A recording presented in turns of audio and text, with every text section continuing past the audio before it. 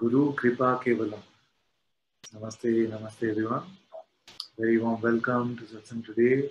Sadguru Shri Muji Baba ki Jai.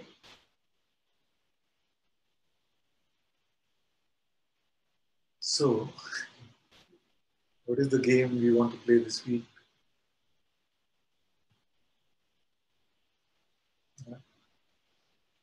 Shall we all pretend to be seekers again? So that we can come to Satsang to find freedom? No? Yes? Or is there another possibility? The possibility that there is no mask here now. The being that I am is all there is.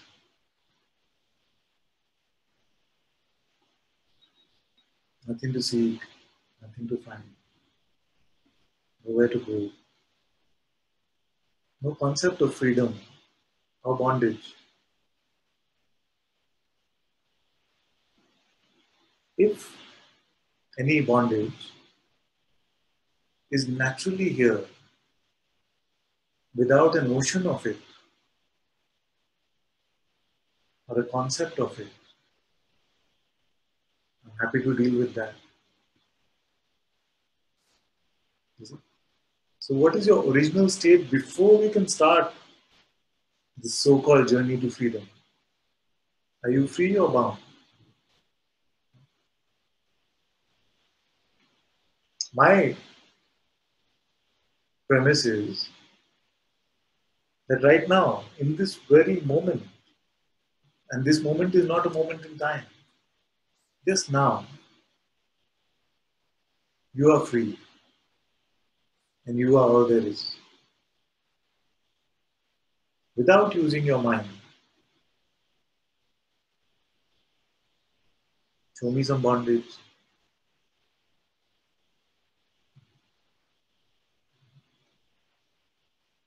Papaji used to say, don't think about it. What are you then?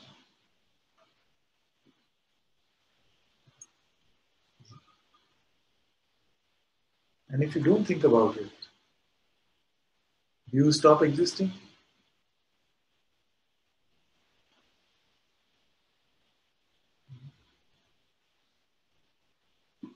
The thought went and I just went like that. Is that what happened?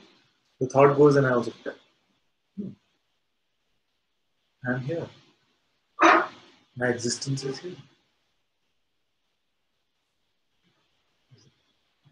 As I've been saying, there is only one trick that the mind has to convince you that your existence is the existence of an individual, is the existence of a limited one.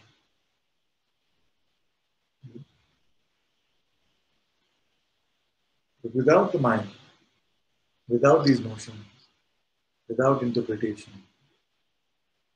you have no boundary. All that you have considered to be your boundary are just sensations within you. It is clear to you now, in your seeing. Maybe not what you're saying, but in your seeing, it is clear to you that everything that you have considered to be your boundary, the sensations, are just sensations within you, within your being. These sensations are when you are. They don't exist unless you exist.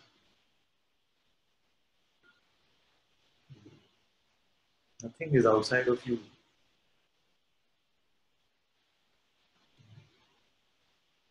So, this is a very beautiful exercise. If you have to consider yourself to be something, you see, some appearance, we consider that to be me, isn't it? So usually our usual idea is what? Let's take this appearance and let's give that the notion me. Isn't that what we usually do? Take this body appearance and call that me. Is it? So instead of that, can we start by considering this as an experiment? Why don't you consider everything that you perceive, me? It is up to your consideration anyways. And then don't stop at that. Consider even that space in which everything is appearing, because even that is perceived. Consider that also me. So we took everything that is perceived through any of our senses, and including inner perception, and the space in which all of that is existing. And we said that is me. Now, is there anything left out in this?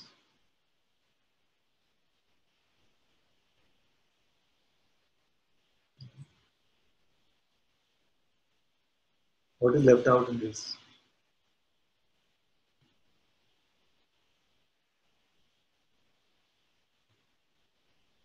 Something?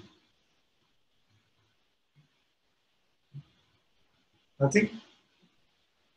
What about that which perceives all of this? Yeah? Did we include that yet? Everything that was perceived, we included. This body, this space, everything. What about that which perceives all of this? Where is that? Can we invite that one to the party also?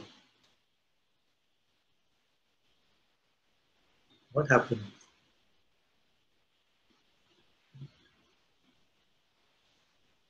Who is the witness of all of this? Is that not you? Yeah? You considered so many things to be me. Is it? And that which we call mine also is another version of me only. Me and mine. What about that which perceives all of this? That is, which is the witness of all of this? Where is that? What is that? From your experience, not from concept.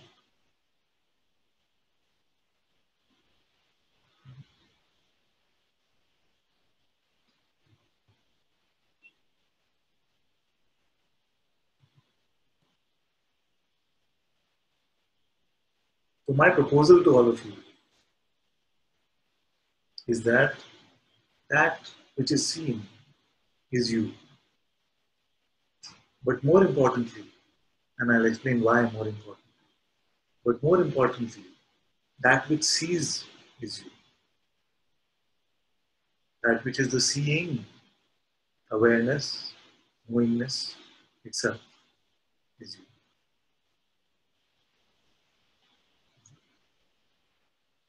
Now I said more importantly because that which is seen is always changing.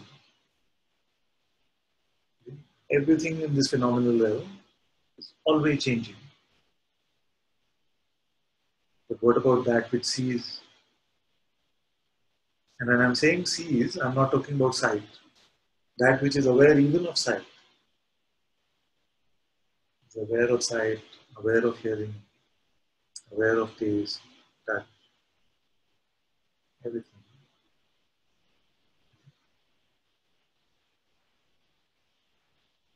Now the sages have said that reality is unchanging.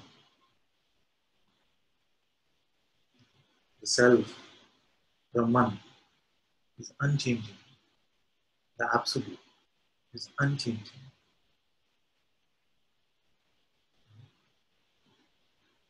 Have we come across something like that?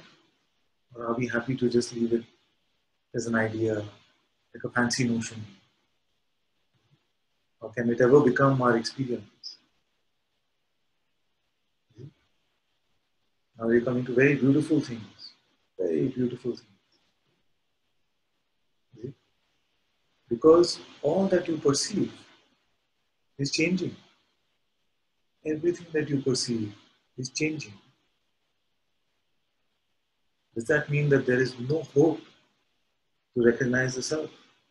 Because if the self is unchanging and everything I perceive is changing, Is it possible to recognize this, which is unperceivable?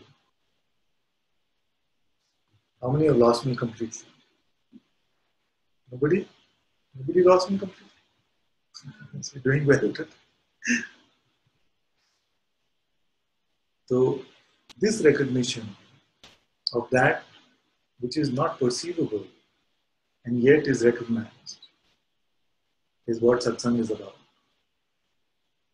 Bhagavan said, to recognize in the waking state that which does not go to sleep is the recognition of the self.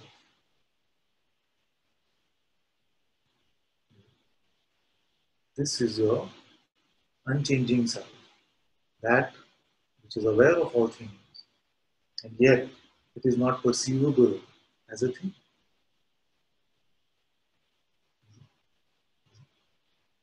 Now it can sound very complicated as I talk like this, we're using a lot of satsang jargon.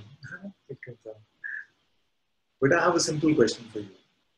Are you aware now? Are you aware now? Yes? Why? This question when I asked you. Yeah. Now you're also asking. Yeah. I'm feeling headache. You're getting a headache, but you're aware of the headache. So we know what headache is, but what is aware? You see, there's two sides to this. You see? There's a prefix and a suffix. You see? I am aware of the headache.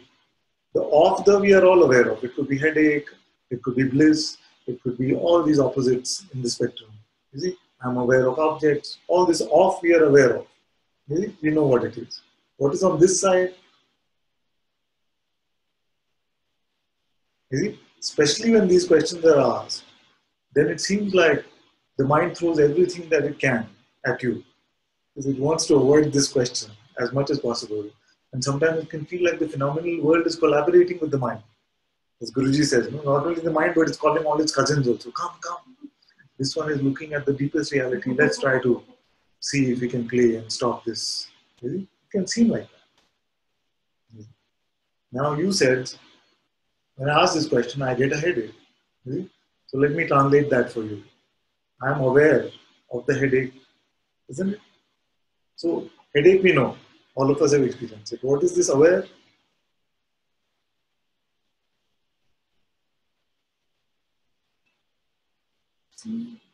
It's you.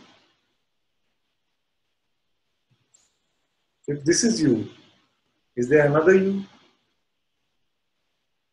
If aware is you or awareness is you, now is there another you?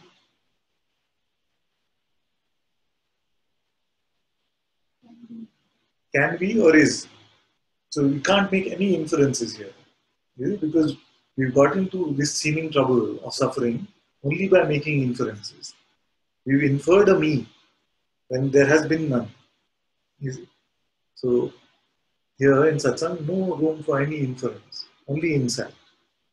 You said very beautifully, I am aware of headache. And then I said, what is this aware? It is me, which is quite a nice surprise for me that quickly you said like, now I said, okay, this awareness is you. Now is there another one of you? No rush. Take it easy. It's not an exam. Naturally, prayerfully, just look at this question. I am that which is aware of all things, including headache or not headache. Now, is there another one of me that is here? Do I spot another one? Do I see another one? But your expression is that of a but. So what is the but? Well, it's very good news. You see, what you're finding is very good news. You see, I am aware, and besides this awareness, I don't find another one of myself. Do you find one that has a desire? That one that wants freedom, for example. Where is that one? Reduce it to me right now. You win $1,000.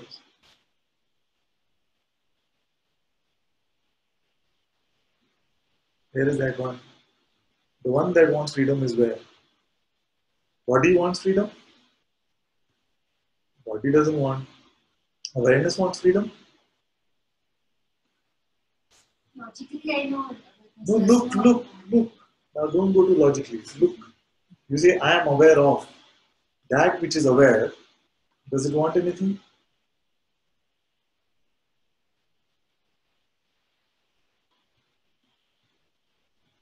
Can't answer. There's so much of logic. So much It doesn't logic. want it. What to do with the logic? You allow it to come and go.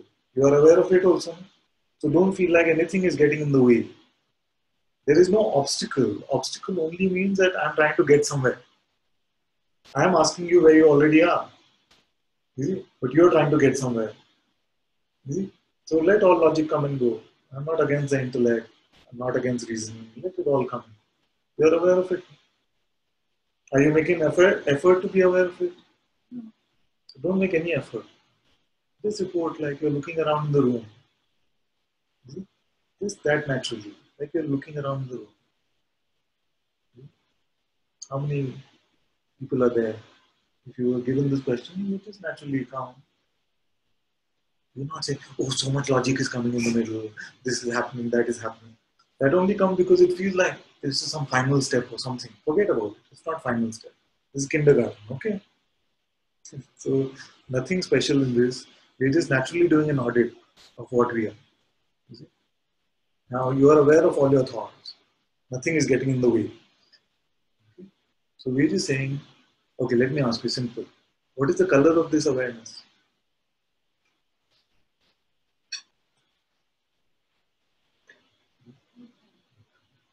What is the size?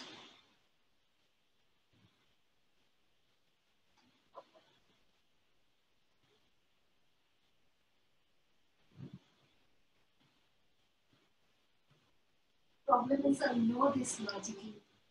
That's the thing. When we know too much, it seems like it becomes trouble. You see? So the answers are coming. No size, no color, like that. But you let it come and go, and you see, okay, that which is aware of even this thing, mind which is coming like that, what color does it have? What size does it have? Nothing is in opposition to you. If you're feeling that logic is in opposition to you, it is not. You are that which is without opposites. So it cannot oppose you.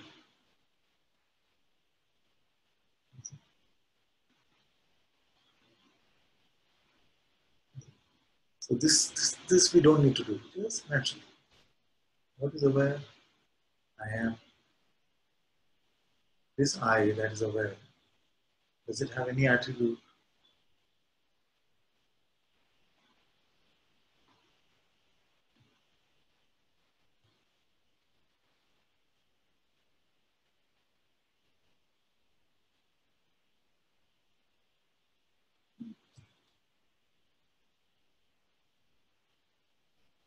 So if this I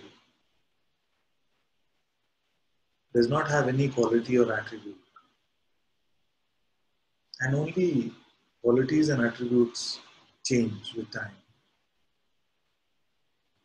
then can there be some change on this I?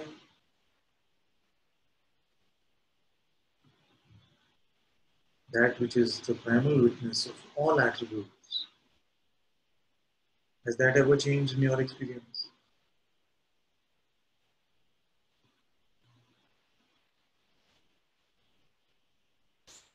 So now your job is try and get rid of this. Because I know the natural impulse will be, oh, I have to hold on to this. Really? Now I give you the opposite project. Don't be aware. Don't hold on to awareness. Don't remain as anything at all. Don't abide as anything. Get rid of it. Tell me when you're done.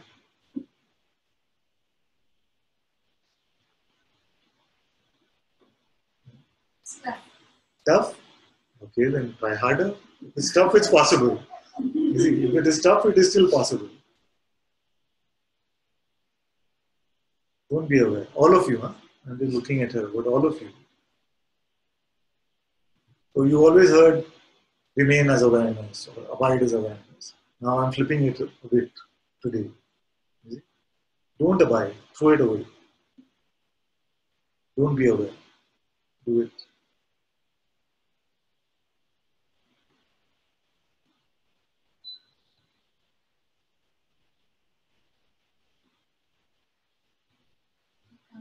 Can't do it. How come? Something special about today? That which you're trying to hold on to, this self which is attributeless.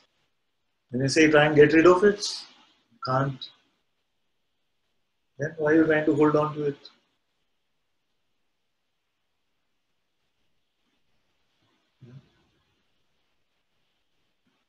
You couldn't lose it if you tried, because otherwise it would not be the self. If you could lose it, what kind of self would it be?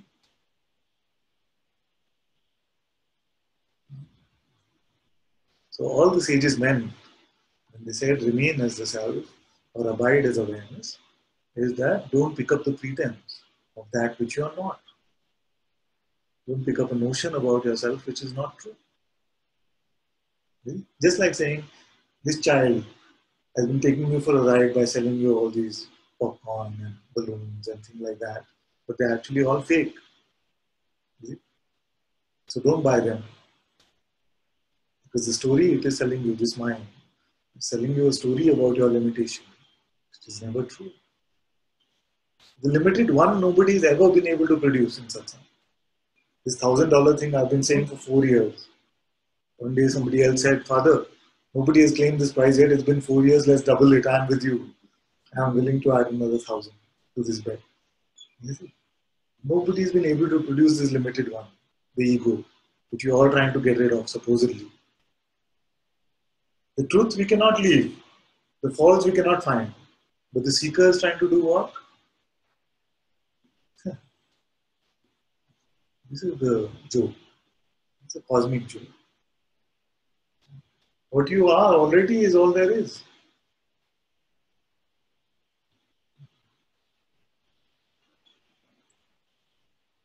Leave it and show. Lose yourself, then I promise I'll help you find yourself. Lose. The seeker is supposed to be that one. I'm seeking the self, the highest, the unchanging. There's something wrong with that. If it is the unchanging, it must be here already. Otherwise, no chance of getting it.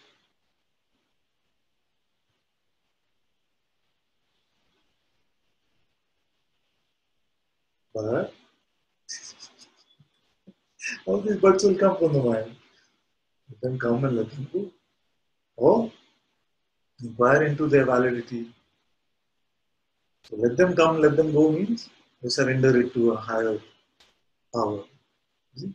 All my father's problem. Say whatever you want, but this, but that, but this, but what happens outside satsang, but. If you have little devotional temperament, give it. Is it? If it feels like we don't have and it seems too silly to try and surrender, then inquire. Who is the one that is still not free? Who has that past or future?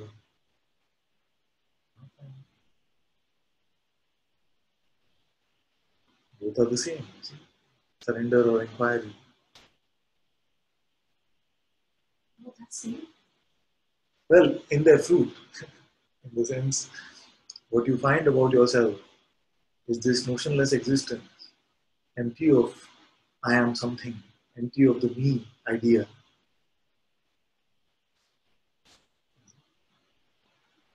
Because last time when you said seeker is gone, I could easily surrender and say yes to it. And I was happy. But something came. I usually have great difficulty with remembering what I said last time, but it sounds good what you say. So, seeker's gone. Seeker's gone now also. The false cannot survive this moment unless you bring it seemingly back to life with your belief. It never really comes back to life anyway.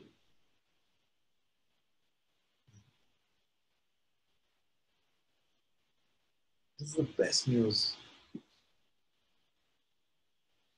There is no me here. There are no two here. There is no Ananta and Harsha. Where are they? I see one set of lips moving. I see one head nodding. Both are mine.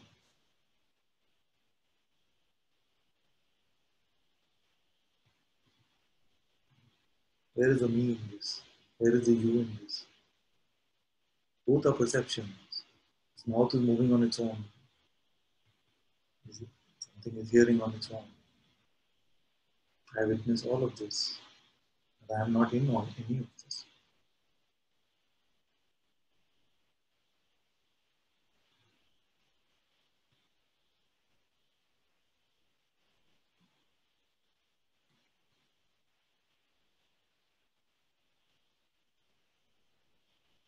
Mind is saying that you have to still be immersed in it. You need some time.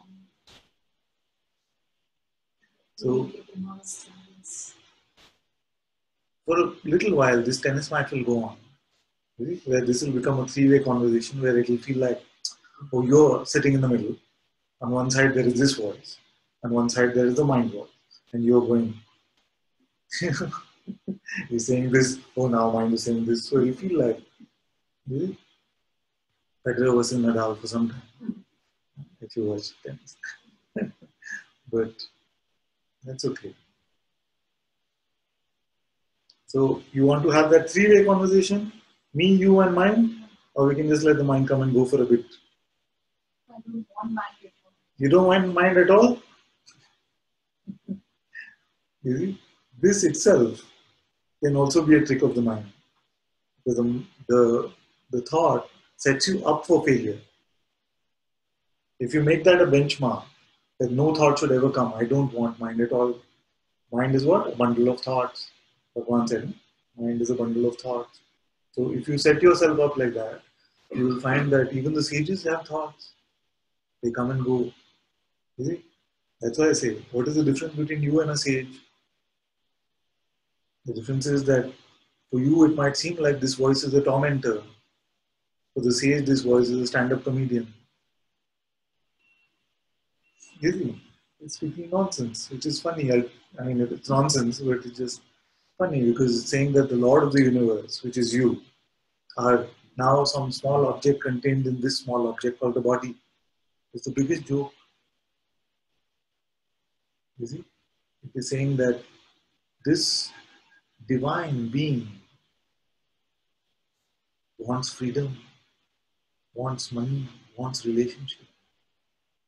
You see? It's pure rubbish. You see? So what to do? We'll laugh at it. It's like a meddlesome child. Don't want to get angry with it because it's also your child. So let it come and go.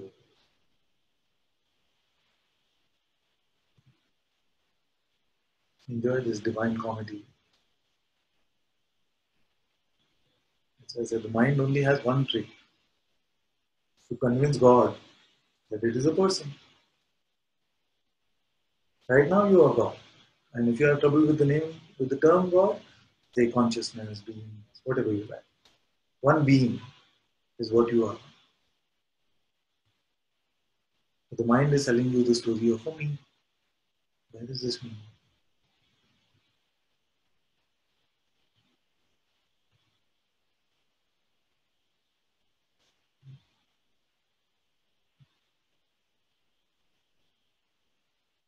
Let me cry.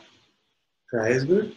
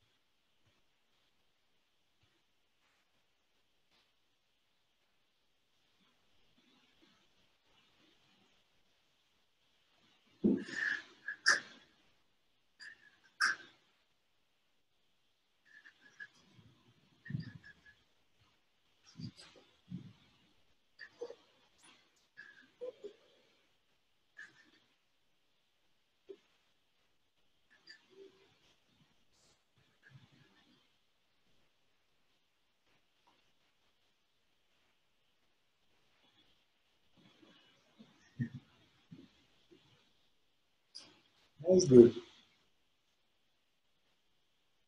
It's the first time actually that somebody first announced that they're going to cry and cry.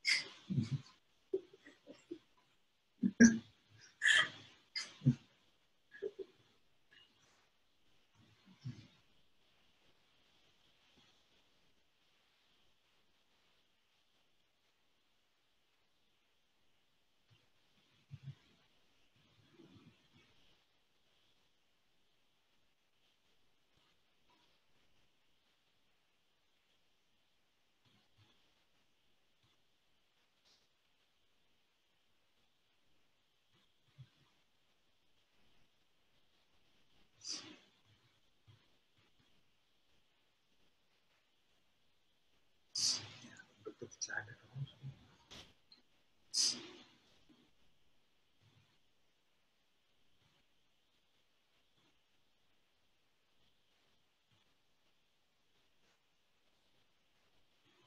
Aaron says, Guruji, is everything happening? Or is the self doing everything? It's the same thing. You can say that everything that is happening is the doing of the self, but not doing in the way that we understand it. Just like you can say that everything in the movie is the doing of the light of the projector. It's just a play of appearances, these glimmering images that are shining in your own light. So in that way, you can say that consciousness, the self, is the one doer and the one experiencer. It is the light and the screen of this movie. By its very presence. When you are,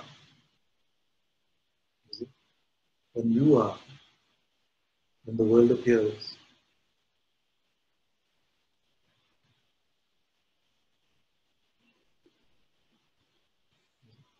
your existence, your presence, is the light of this universe.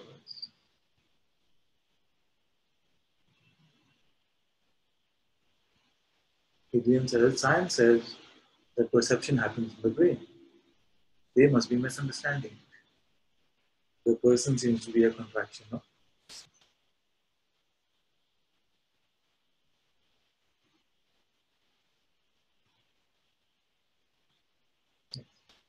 See, the funny thing is that you can have a dream tonight, in which dream also you can have a dream body. And the dream body also, if a surgeon opens, you'll find a brain in that. Okay? So which brain is the projector or the perceiver? It's best to not go with any second-hand conclusions, but to remain with our insight. Because in this insight, you find an unshaking reality, an unchanging self, which is beyond all these states of waking, dream, sleep. All these you will see are just coming and going. If you start to look at your life in this entirety, instead of just looking at one aspect of it, which is one waking state. So in this state, it can seem like that was a dream. In that state, it can seem like this is a dream. That's why the sages have said Don't single out just one set of experiences. Look at the entirety of your experiences and see what has remained constant. When you are asleep, who are you? There is no body there. There is no world there. Even the sense I am is not there. Then how are you aware of something called sleep? When you are dreaming, who are you? Janaka one day asked his master, the great sage Ashtavakra, he said, Master, I'm so confused. I don't know whether I'm the king who had the dream that I'm the butterfly, or I'm the butterfly having the dream that I'm a king.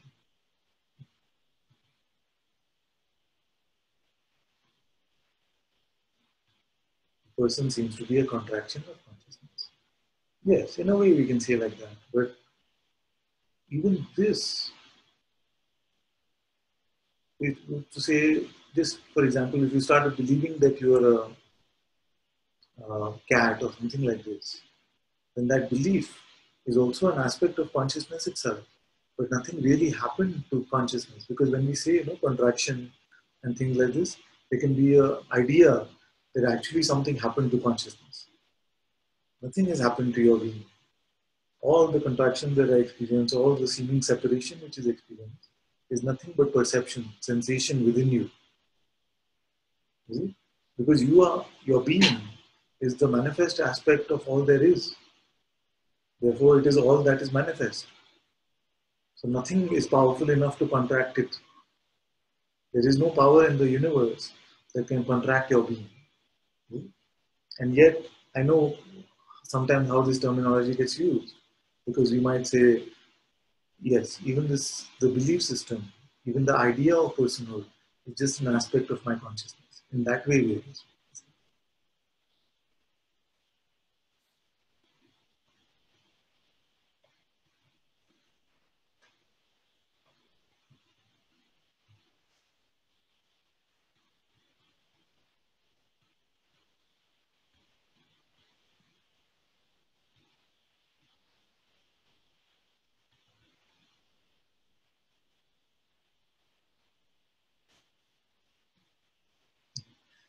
Actually, we said we are going to read a little bit from I Am That today. I forgot about that. We had a request from Shadab from Nagpur saying, can you read a bit from I Am That?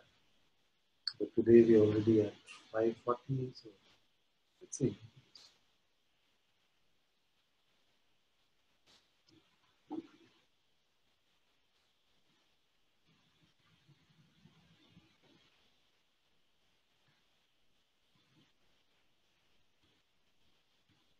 This one might be good because this is what we've been speaking of. This is page number 3, chapter 2. It's titled Obsession with the Body. So the question, for those who are not familiar with this book, it's the best books that is talking about what we are saying by the great sage Sri Nisargadatta Maharaj. And these are just transcripts of Satsang with him. So it goes like this. The questioner is asking Nisargadatta Maharaj, he says, Maharaj, you are sitting in front of me and I am here at your feet.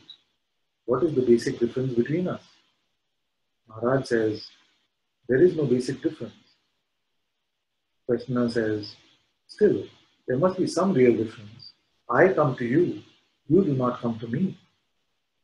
Maharaj says, because you imagine differences, you go here and there in search of superior people. Questioner says, you too are a superior person.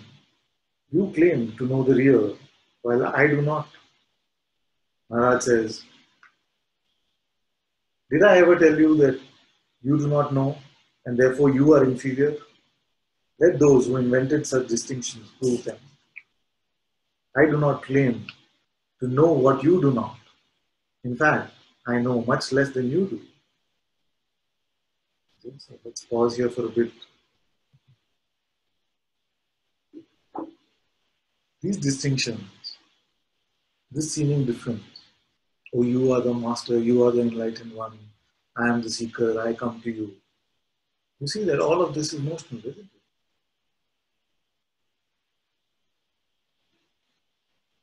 All is one appearance within your own being.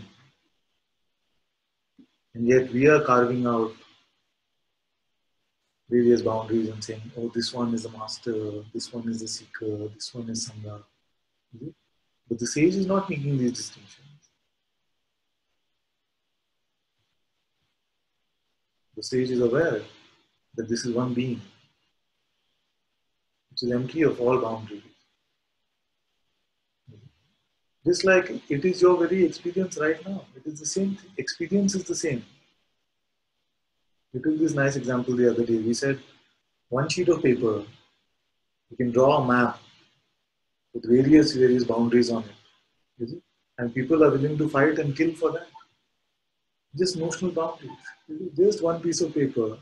If you say, no, no, this is my country, this is not your country, this land belongs to me, on the map, people are willing to start fighting. Just notional differences. You see these boundaries.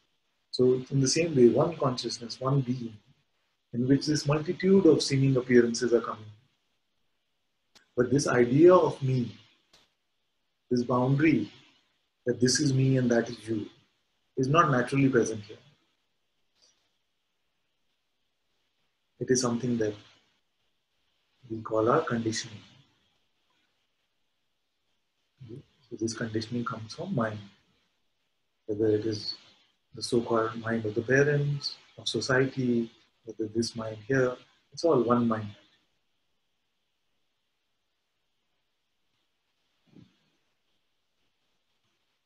So this might be a good place to end satsang today. Notice how, in your experience, all is one. But how this mind will come up with labels and boundaries and say, oh no, this is this one, this is that one, this is me, this is where I am, this is where another begins. These are all just notional, just ideas. You, in your ultimate reality, are not in this universe.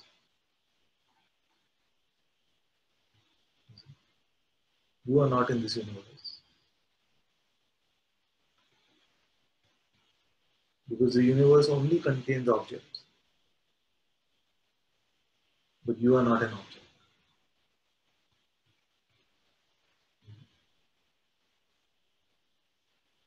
When you say, when I say to you, look inside into your reality, go inside and see your presence, your being. In that moment, you are out of time and space. Actually, you are always out of time and space. In that moment, you recognize that you are not in time and space. So, satsang actually is a voyage out of this universe. And it's so simple. Are you aware of your existence? That which is aware of its own existent aspect is not contained in this four-dimension world. All these four dimensions are contained within you.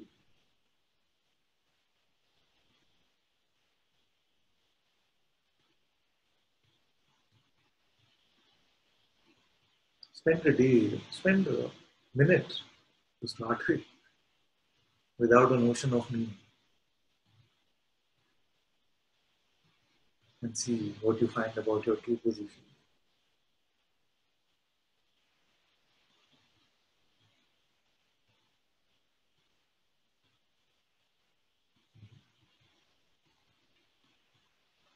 Leave this Mahamantra of me behind.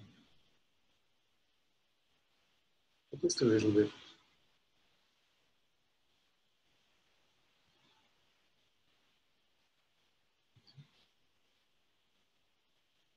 And see what you are, where you are, who you are.